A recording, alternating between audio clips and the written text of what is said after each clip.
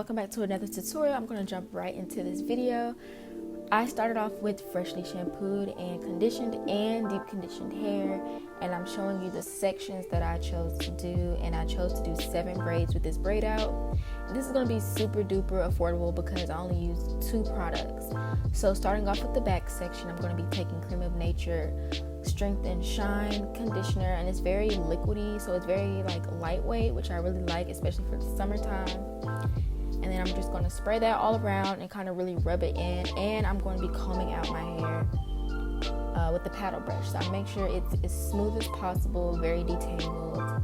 And you're going to see that none of my parts are perfect because you want this braid out to be very seamless. You don't want any of the parts to be visible once you take down the braids, so don't mind that. That is perfectly fine. Now I'm going to be taking my favorite Eco Styler gel, which is the yellow one, the argan oil one, and I'm just going to be taking a few little globs of that and rubbing it throughout the hair. You don't want to put too much because you want this to dry by the next day, but I'm going to show you a trick of how I absorb any extra product that I got in there. So I just make sure I finger comb it through, making sure it's on all the strands. And just by looking at this clip, y'all, I'm realizing that my hair grew out a lot.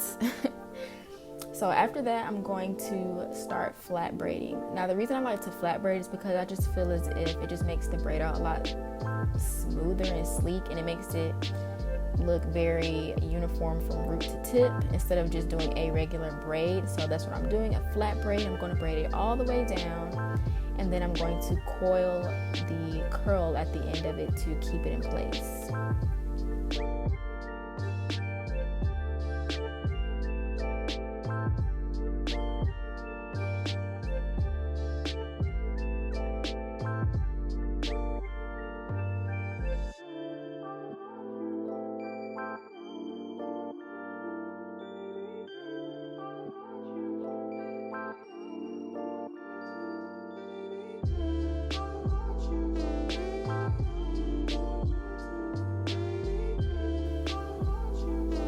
Now I'm going to be showing you one of the sections that I tend to do now with my braid outs.